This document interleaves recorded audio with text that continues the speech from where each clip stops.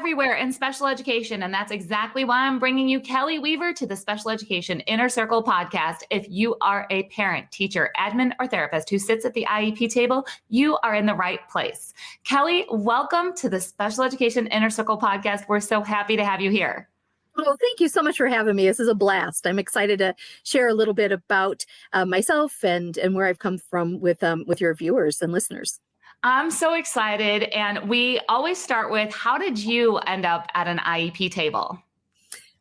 Well, I'm a parent. That's how I started my journey. My daughter, Jillian, is now 22 years of age. So I have run the whole gambit from diagnosis through all of the layers of education, through transition. And now we're on the other side as far as, what happens in that proverbial, cliff that we talk about. So we're in the cliff. So my first experience was after Jillian was diagnosed with autism. She has nonverbal autism. While she's got some really, really amazing skills, her academics aren't great. So we've been in special education since diagnosis. She started in early intervention and then early childhood and then grade school. You guys know the drill. So she's been in special ed her whole life. So you and I met a long time ago. We have a long history of working through the special education system together. And finding resources. But my way of finding resources and working with parents and teachers and schools is very different than the path that you took. So can you share a little bit about how things started for your daughter in special education, and then you hit a dead end, but something else happened? Go ahead and share a bit about that. So Jillian started in ABA back in the day. So she started when she was 2.5 with ABA services right after her diagnosis. And then she entered early childhood education, that 3, 4, 5 program. And what we found was that they really weren't equipped. And now, guys, I'm going way back 20 years ago. So things have definitely changed and definitely improved. However, there's a lot of similarities still. But we just found that they weren't equipped to manage her unique needs. Her level of autism. She's in that moderate to severely impaired area. And so what I was learning through ABA was making progress, and she wasn't making the progress that I needed her to be making in the public school. Great teachers, lovely people, great speech paths, nice administration, wanting to work together and things along those lines, but still just not that level. So I took matters into my own hands and I started a school. So wait. You just said, like, very casually, so I started a school. I mean, yeah, it really kind of was that way. I don't know. People ask all the time. They're like, because people come to me and say, can I talk to you? Can I interview? Can you tell me how you did it? And things like that. And they're like, oh, it's so hard. I'm like, it really wasn't hard. It was, one step in front of the other. It was challenging in a fun sort of way. And I think when you're doing something for your kids, you don't really know the full amount of what you're doing. Now, looking back, no. I don't think I would do it again. But when you're in the process, and you really believe in something with your whole heart and you're doing it for your kiddos, it didn't seem that hard. My girlfriend, Dory Hovel, is the co-founder with me, and she and I built it together. And then she has since stepped away from the organization and is on our board of directors. So I kind of took over that full visionary component and have grown it for the last 12, 15 years. So, yeah. So I started. How old was your daughter when you first started the process of starting the school? So we've got kind of a weird background. So my husband, Jillian's dad, passed away in 2004. And at that point in time, Jilly was just 4 turning 5. So it's only been her and I. I'm a true single parent. And we were working with the school IEP meetings, so on and so forth. We did due process and things like that, trying to, you can either fix your situation when you are in an IEP situation, when you're looking for your kiddos. You can either work together as a team and fix it, or you can come to an agreement that something else needs to be looked at. And that's kind of where we were at. And without my husband there, I really felt that the best thing for Jillian was to create something that would make sense for her. So she was 5 when I started. Dory and I, one night, were sitting around having chop suey. Her son is Zach, and he is just 6 months younger than Jillian. And so we were sitting around having Chinese dinner one night, and we were talking about our kids and what we were going to do, and if they could just have everything that they needed without having to ask or fight or hold an IEP meeting to get a weighted vest or something along those lines, what would that look like? And in our situation, it looked like me turning into her and saying, "So you want to start a school?" And she was like, "Sure." And that was it. And then it took us, we incorporated, we became a 501c3. We decided that we wanted to be an ABA school because we had both worked home programs, and we knew that worked, and it was the most evidence-based methodology for teaching kids with autism that we were aware of. And so, so in 2000, that was 2004, the fall of 2004. And in 2007, we opened up. So it took about 3 years to get all of that organized. When we started, our building wasn't ready. And so we had our first building was in Lake in the Hills, and it wasn't ready. So we actually did start in the basement of my house. We had Jillian and one other student, a crazy parent that was willing to kind of join us on this journey. And our building wasn't ready. And so we started in my basement. I love that. That's about where I met you is about at that phase. So when you put 2007 out there, I went, oh my goodness, it was 2007 when you and I met, because I had met a parent that was looking for an alternative placement. And I was helping him through the system. We were trying to do all the things. And the child was not making progress, specifically in speech therapy with communication. I can remember this very clearly. And we found your school, and you were not Illinois State Board approved yet, meaning that we could not get the district to pay for the child to go to your school because you were not approved. And I remember we actually came up with a solution that if you got approved, the child could go to your school. And that's how we got connected. It was so long ago. It was so long ago. But that's where it just started from scratch. So I want everybody to hear that. If you're a parent or a teacher and you're like, what do I do to make things better? Kelly says it wasn't that difficult, but it took consistency. It took an idea. It took a community around you, even if it's one other person is the start of that community. But there are opportunities to do things differently, but it doesn't happen overnight either. So it took you several years to get going. You have a couple of students that are in the basement of your house. Then you moved to the Lake of the Hills, which I can remember touring that location and seeing all the things that you had. It was this big. It was 2,500 square feet. It was so small. And we were so proud because, we had designed it ourselves and we built it out. We had a couple of treatment rooms. We had a motor room. We had a kitchen, and we had some really great times in that space. But 18 months later, we outgrew that space. The need was so much. So we purchased the space next door to us, and we busted a hole through. So now we were in 5,000 square feet, and that only held us for another 2 years. And then we moved locations into Crystal Lake, right up the road. We've always been on Route 31. And then we had 10,000 square feet, and then we added buildings, and that wasn't working. And then about 4 years ago, we moved into our final space. We're in McHenry now, in a beautiful 40,000 square foot space on 10 acres, and we have a pond, and we're out of space. It's crazy. We're almost 50 students right now. Capacity for their shoulder to shoulder capacity pre-COVID times is 62 or 63. 50 is a sweet spot for us. We like 50, but and that's just who we have. And over the years, I think we've serviced over 100 kiddos easily that have either reintegrated back into school, because that is absolutely a possibility.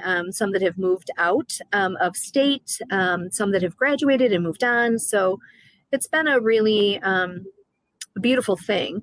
Can we talk about that just for a second? So let's clarify. Your school is a private therapeutic day school. You have a very specific ideal student is what I'm going to call of who fits into your program and the type of needs that you can support. And a lot of people, when they hear private therapeutic day school, they think of things like, I'm lowering expectations, I'm giving up. I can't ever consider that, because once my child goes to a private therapeutic day school, they'll never go back to public school. I can't do that. There's a lot of negativity that comes in that thought process. Now, I feel totally different about that opportunity. My brother went to a private therapeutic day school way back in the 80s. He started when he was about age 8, and he graduated. And we're not going to talk about that experience now. I mean, it's wonderful. I could brag about it. I could talk about all the wonderful things that happened. So I'm very open-minded when it comes to this full continuum of placements. Can you, from your perspective, give some words of perspective about a therapeutic day school? Absolutely. So I can't speak for all therapeutic day schools, but I can tell you that in general, we are specialists, the therapeutic day schools, and we all have our own individual niches. There's about 300 or more in the state of Illinois, and we're one of the few that is just solely autism based. Now, that doesn't mean that we have other eligibility. You know, we've had folks with Down syndrome and autism in the past. We've had deafness and autism, cerebral palsy and autism, and things like that. But autism is primarily who we serve. And unfortunately, as we all know, those rates of autism are not going anywhere. They're not getting any better. So there's plenty of students. And I'm not suggesting that our school is the only school for autism, because I think our district partners do a very, very good job. I think we all have to continue to work on IEPs and keep communication open, but there's great people in the public school. And I've seen really great things happen. Like Dory, for instance, her son, Zach, who started the school with me, he's a public school kid, and he went through the whole public school. So therapeutic day school is not for everybody, but it is for those people and those students that really need that extra, that smaller group, that more refined need, increased parent communication, just kind of slowing it down and kind of figuring out the reasons that maybe the student is not progressing or hasn't progressed thus far, right? We tend to be, in our school, we tend to be very investigative, you know, looking at what's worked in the past, what's been tried in the past, lots of case history, and trying to figure that out, and what's a different way in for our kids. And so that's part of what keeps us excited as educators, is finding that and unlocking something for our kiddos, to whether it's increasing communication or helping the kids to self-regulate, or teaching them how to do chores around the house. And of course, academics. We are fully academic school. Most of our students are developmentally significantly below their academic, or below their age level. But it doesn't really matter, because we love them and work with them with where they're at and try to grow what they can do. So in my opinion, a therapeutic day school is a good thing. It's an appropriate step. So when an IEP team, and including parents and so on and so forth, find that a therapeutic day school is the most appropriate, I tell parents to embrace it. I know that public school, sometimes there can be a lot of grief in leaving behind those public school thoughts and hopes and dreams. But I can tell you that when you come into a therapeutic day school, your child is going to make some gains, and it's always an option to go back. It's always, every year, talking placement. If that student has grown to a level that they can reintegrate, that's a great thing and a win-win for everybody. And if they're not ready yet to return back, that's okay. They can continue on in therapeutic days. So yeah, so I think it's a positive thing.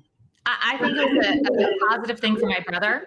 I know that he was not in a public school system that supported who he was as an individual, and they couldn't tap into where his abilities were. It was very generalized for him. And we had a lot of specific situations where he made gains because the school knew him so well, because they were able to communicate at an entirely different level with him. And that was the right fit.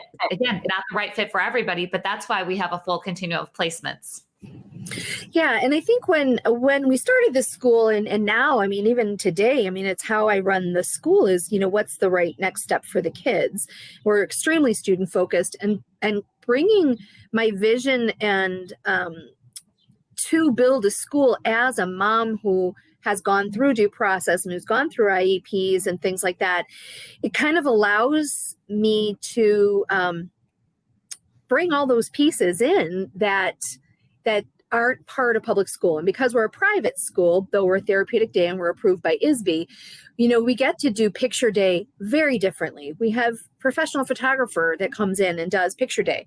So parents can have a proud picture to put in those cards with their siblings. At the holidays, we know that our parents can't stand in line for Santa Claus. So we bring the same Santa who's been with us since year one. We bring him in and we create those customs that parents wouldn't normally have that opportunity to do. We fully cap, gown, graduate our kids and have full ceremonies for graduation. So things that I think sometimes our parents grieve.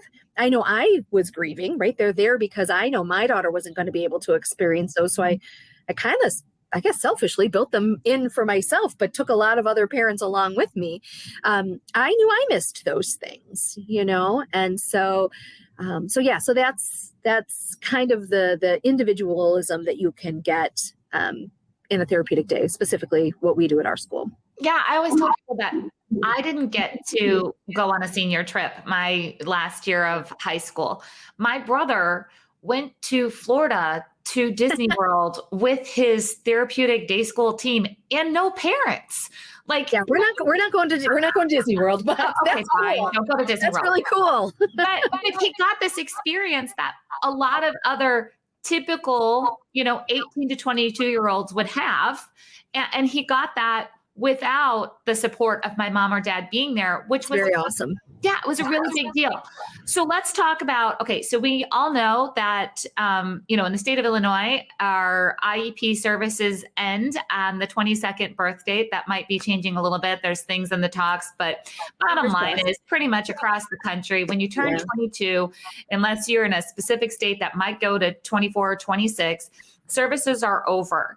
And I know that you are in the process of some more envisioning of what could be and setting some things up. And that's really why I wanted to chat with you today is I want parents and teachers to understand that ideas can become reality, that you can take your hopes and dreams and not wait for somebody else to put it out there.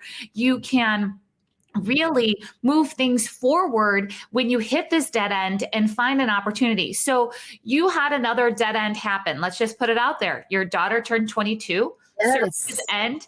This dang virus put oh my gosh, a kink would be, doesn't even cover it, into things. So can you just share what are some of your visions? You made all these visions through. What are you working on now? I think this has always been part of the vision because I've always known that Jillian was going to be 22, right? I've always known that. And I've watched around me that things were not as progressing as quickly as she was aging. Does that make sense? Now there's programs on the horizon. There's things are so much better than they were when Jillian was diagnosed, right? She was still in a cross-categorical class. Now they have autism classrooms. They never knew what ABA was. Now you're finding that they're allowing your BCBA to come in and help to support. There's a lot of cool things that have happened over the years. But the bottom line is that post-secondary services were not growing at the rate that my daughter was aging. And so I've always known that there needed to be something after 22. Last year, prior to COVID, we were this close to announcing the launch of our first phase of our day program, and that kind of got put on the sidelines. Instead, we created a hire back program. We had 2 students that had graduated transition last year and have welcomed them back in a volunteer capacity to be able to get them to do something. And it's just right now, that's just for ELCA students. Excuse me, but we are planning a day program and we are planning adult supported living here in the northern Illinois suburbs where there's a lack of services. Chicago's my home. My family is here. My business is here. My school is here. And Jillian is here. And so that's where it's going to be. So we're in conversations right now for a day program. a different kind of day program than you would. We're going to start to have some open forums probably in the beginning of next year to just kind of talk to people about what we're doing and gauge some interest. I know you deal with this every day, as do I, and there's just not a lot. Programs are either filled with waiting lines or only service certain types of students and things like that. So our program will have a work component into it. It's going to continue to have speech and OT and BCBA services. There'll be an LBS1. There'll be a recreation component that'll be part of it as well. And that most likely will all be under one roof at some point in time with the living community that we develop. So I love all of that. Like, I can't wait to see it come to fruition. It's going to be, again, a lot of work. It's going to take the time. It's going to take the strategy, but it's possible. It's absolutely possible. Can you leave us with some words of encouragement for that parent, teacher, admin, therapist, that person who's sitting at the IEP table and they go home at night and, just like you said, they're having chop suey with their spouse or their best friend or that, and they've got these visions and these dreams and they're scared to do anything about it. What's your word for them? What do you have? I would say, fear is also an endorphin. So I would say take that fear, turn it into hope and action, because if you don't do something, it's all going to stay the same. And I think that's it. I really felt compelled that if I didn't pick things up, it was going to be the same for Jillian, and that wasn't okay. And it's not okay for, all the other kids that we've helped. So you can quote, if you can dream it, you can do it. There's all those wonderful cliche things, but I just really think that you want to be part of the solution. And if you don't do something, it won't change. And so I'm really proud of the work that we've been able to do. And I'm so excited to see other parents pick things up and start doing things on their own. And I'd love to see other educators, if that in your stomach, that pit of your stomach is flip-flopping, listen to it and be part of the solution. I love that. I want to encourage everybody that I'm going to put the website for Kelly's school so you guys can see what it is. She has one location. She already told me she's not expanding. No, don't two. Email her. don't email her ever. But you can see it. You can see it as what is possible. And I'm also going to put the link for the Special Education Inner Circle here for you. That's specialedinnercircle.com. That's where we continue our conversation. And I give you step-by-step just a system that you can absolutely work together with your public school. Whether you're in the public school, you're creating something that's going to be outside of the public school, there's always possibilities. And I can't wait to see you inside of the Special Education Inner Circle. Kelly, thank you for being here today. Oh, my pleasure. Thanks for having me.